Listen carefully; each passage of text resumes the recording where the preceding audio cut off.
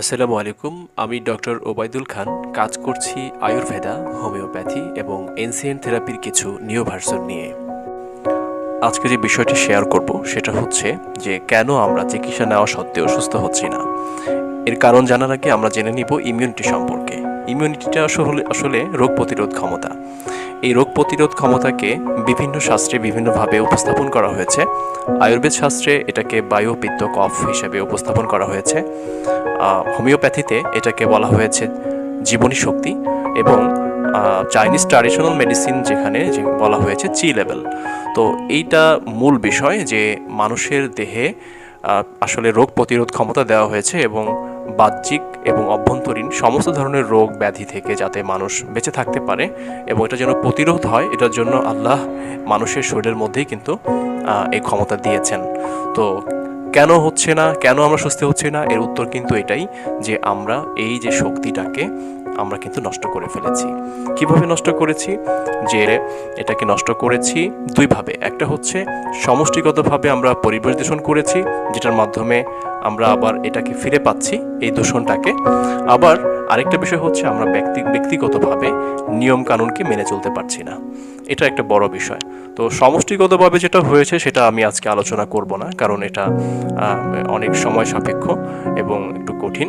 But আমরা নিজেদের ব্যক্তিগত যে বিষয়গুলো আছে সেগুলো সম্পর্কে আমি একটু আপনাদের সাথে কিছু কথা শেয়ার করব। ব্যক্তিগত বিষয়ের মধ্যে সর্বপ্রথম যেটা আসে সেটা হলো আমাদের ঘুমের বিষয়টা। তো এই ঘুমটা এমন একটা গুরুত্বপূর্ণ বিষয়, এটা যদি সঠিকভাবে না হয় তাহলে ভালো ভালো খাবার যেগুলো আমরা খাই সেগুলো কিন্তু বিষাক্ত হয়ে যেতে পারে, টক্সিক হয়ে যেতে পারে এবং এটা বডিতে বিরূপ প্রতিক্রিয়া তৈরি করতে পারে। এছাড়া আমাদের মেটাবলিজম, আমাদের যে হিলিং প্রসিডিওরটা সেটা কিন্তু এই ঘুমের মধ্যেই হয় এবং ঘুমানো কিন্তু অবশ্যই জরুরি, সেটা 6 ঘন্টা থেকে 8 ঘন্টা। কিন্তু প্রশ্ন হলো যে কখন? এটা কিন্তু একটা বড় প্রশ্ন যে কখন। সেটা হচ্ছে যে গবেষকরা যেটা দেখেছেন, যেটার সাথে সুন্নার সাথে অনেক মিল আছে, আল্লাহ রসুলের যে সুন্না সেটার সাথে অনেক মিল আছে, সেটা হলো যে গবেষকরা দেখেছেন সাধারণত 9টা থেকে 5টা অথবা 9টা থেকে 3টা এই টাইমের মধ্যে মানুষের ডেল্টা স্লিপটা হয়। বিশেষ করে 11টা থেকে 3টার মধ্যে একটা ডেল্টা স্লিপ হয়, গভীর ঘুম হয়। এই সময় কিন্তু হিলিং প্রসিডিওর, বিভিন্ন ধরনের মেটাবলিজম, শরীরবৃত্তীয় যে কাজগুলো আছে, হিলিং অন্যান্য বিষয়গুলো আছে, সেগুলো কিন্তু এই সময়টাতে হয়। তো এই জন্য এই ঘুমের এই জায়গাটাকে কিন্তু আমরা নষ্ট করে ফেলছি বিভিন্নভাবে। মোবাইল, বিভিন্ন ডিভাইস, কম্পিউটার, টেলিভিশন, এগুলোর মাধ্যমে কিন্তু আমরা এই ঘুমের এই জায়গাটাকে নষ্ট করে ফেলেছি। এই জন্য অবশ্যই দরকার যে আমরা যাতে সঠিক সময়ে ঘুমাতে পারি। ঘুমের পরে যে ব্যাপারটা আসে সেটা হচ্ছে আমাদের খাদ্যাভ্যাস। খাদ্যাভ্যাসের ব্যাপারটা হলো যে প্রত্যেকটা খাবারকে না আমরা টক্সিক করে ফেলেছি, আমরা প্রসেস করে ফেলেছি। ভাত, রুটি এগুলোকে সাদা করে ফেলেছি, সুগার এগুলোকে আমি সাদা করে ফেলেছি। তারপরে ফলগুলোকে আমি বিষাক্ত কেমিক্যালস ব্যবহার করছি। তারপরে কি করছি, আমি মাছ, মাংস এগুলোকে কিন্তু আমরা বিভিন্ন ধরনের ফিড খাওয়াই, বিভিন্ন ধরনের গরুকে আমরা বিভিন্ন ধরনের স্টেরয়েড দিই, বিভিন্ন অ্যান্টিবায়োটিক খাওয়াই। এগুলো কিন্তু আমাদের শরীরে আবার ফিরে আসে। এই যে বিষয়টা ঘটছে সেটা থেকে আমাদের পরিত্রাণ পাওয়ার জন্য আমাদের দরকার হলো যে এগুলোকে যাচাই বাছাই করে খাওয়া। এটা সম্ভব আসলে, যদি আমরা সচেতন হই, যদি আমরা চেষ্টা করি তাহলে সম্ভব।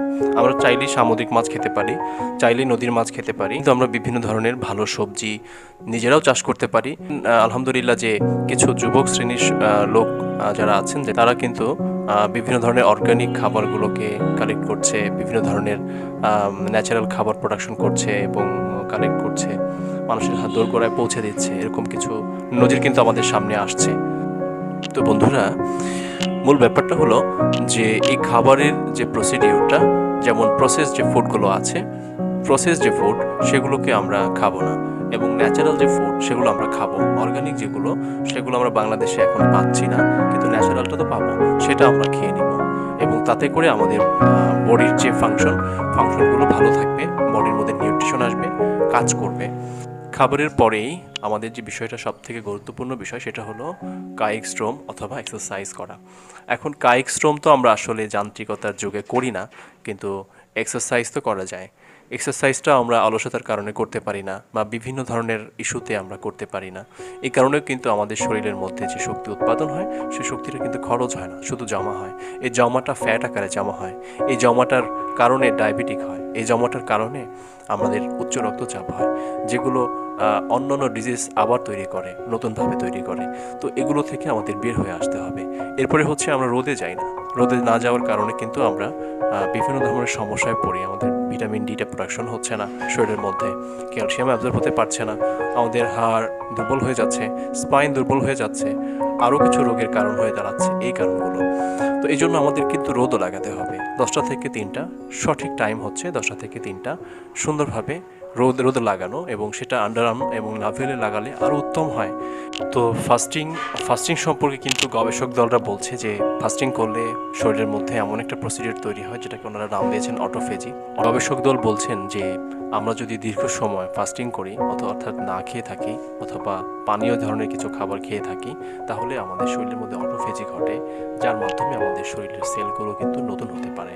তো এই জন্য আমাদের দীর্ঘ সময় না খেয়ে থাকাটাও দরকার। বিভিন্ন মুনি ঋষি অবশ্যই উপবাস থাকতেন, এবং হুজুর পাক সাল্লাল্লাহু আলাইহি সাল্লাম নিজেও উপবাস থাকতেন।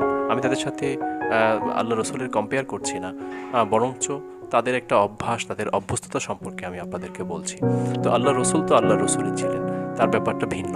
তো উনি উম্মতের জন্য শিক্ষক ছিলেন, উম্মতের জন্য টিচার ছিলেন। উনি কিন্তু এই ব্যাপারটাকে খুব গুরুত্ব সহকারে নিয়েছিলেন। উনি সপ্তাহে 2টা রোজাও রাখতেন উম্মতকে শিক্ষা দেওয়ার জন্য। আবার মাঝে মাঝে উনি না খেয়েও থাকতেন। বিষয়গুলো কিন্তু আমাদের সামনে আছে, কিন্তু আমরা এটা জেনেও আমরা আমলে নিয়ে আসতে পারছি না বিভিন্ন কারণে। এই জন্য বন্ধুরা, যদি আমরা সুস্থ থাকতে চাই, তাহলে এই বিষয়গুলো কিন্তু আমাদের সামনে আসা দরকার, এই নিয়মগুলো কিন্তু মানা দরকার। না হয় অহেতুকভাবে আমরা ডাক্তারের কাছে যাবো, টাকা খরচ করবো, কেমিক্যালস ওষুধ খাবো, বিভিন্নভাবে আমরা আবারও অসুস্থ হয়ে যাব।